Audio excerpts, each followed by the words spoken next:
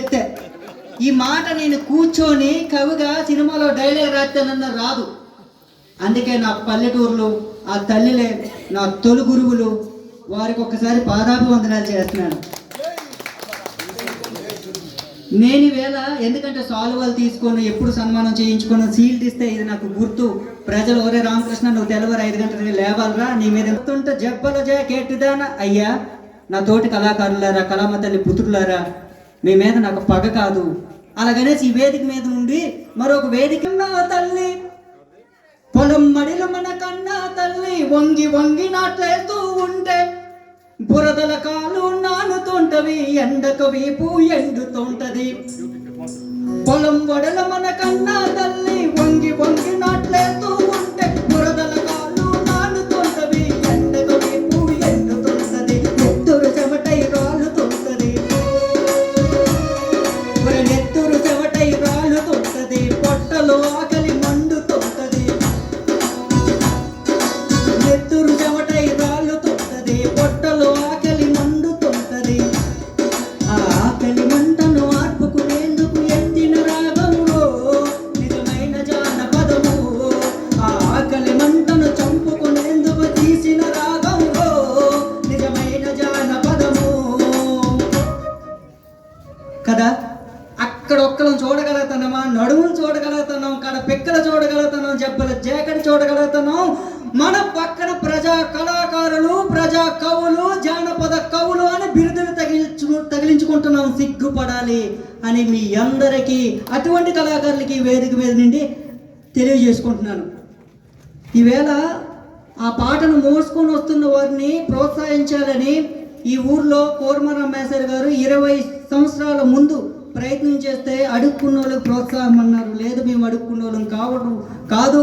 పచ్చాని అడవిలో గిరిజనుడు నాటిన విత్తనాన్ని నేను అమ్మల మాయమ్మ, అరే విత్తనాన్ని నేను అమ్మల మాయమ్మ.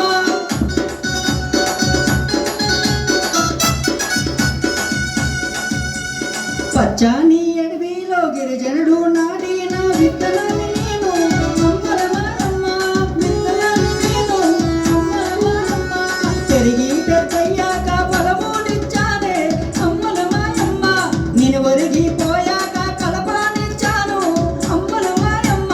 కడములు నువ్వు చూసి కలమ తల్లికి మొక్కి మడం చెక్కినాడే అమ్మల మాయమ్మ. గుండ్రమ గుండా మడమన గుండెకి హత్తుకొని తోలు చుట్టినాడే మాదిగ మాయన్న. అరే తోలు చుట్టంగానే తొలుసూరు బిడ్డాయి మళ్ళీ పుట్టాను అమ్మల మాయమ్మ, నేను మళ్ళీ పుట్టానే అమ్మల మాయమ్మ. తొలుసూరు బిడ్డాకి చంకాలెత్తుకొని చోలపాడినాడే మాల మాయన్న, అది దొరవేసినాడే మాల మాయన్న. తడువు తప్పుడుకేమో దండిగా జనం తడువు తప్పుడుకేమో దండిగా జనం చేరి దొండయ్యినారు అమ్మల మాయమ్మ, వాళ్ళ దొండయ్యినారే అమ్మల మాయమ్మ. దండుగా చేరిన జనము అన్యాయాన్ని ఎదిరించే ప్రశ్న అయ్యినారే అమ్మల మాయమ్మ. ఇప్పుడు ప్రజా కళను కాపాడే కులం మీ పిల్లలం.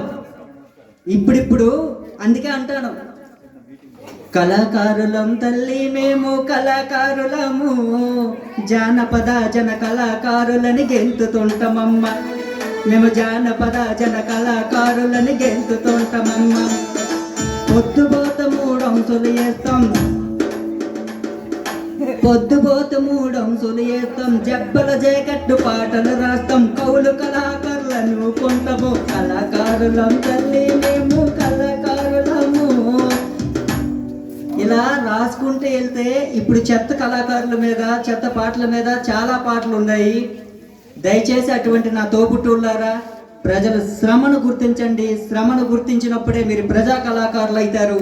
ఇప్పటి వరకు ఎన్ని బిరుదులు ఎన్ని తగిలించుకొని తిరిగినా కానీ ఒక్క కళాకారుడు వేళ ప్రజల పాటను నేర్చుకొని, ప్రజల జముకు నేర్చుకొని, ప్రజలకి తన మాటని తన పాటని ఇచ్చి ప్రజల కోసం తన ప్రాణాన్ని దానం చేసినటువంటి ఒక ప్రజాకవి పాణిగ్రాహి సుబ్బారావు గారు. నిజమైన ప్రజాకవి. అటువంటి కళాకారులుగా రూపుదిద్దుకోవాలంటే నిజంగా ప్రజల పక్షాన మన ఆట నిలబెట్టాలని ఈ వేదిక మీద మీ అందరినీ కోరుకుంటాను. ధన్యవాదాలు సార్, ధన్యవాదాలు.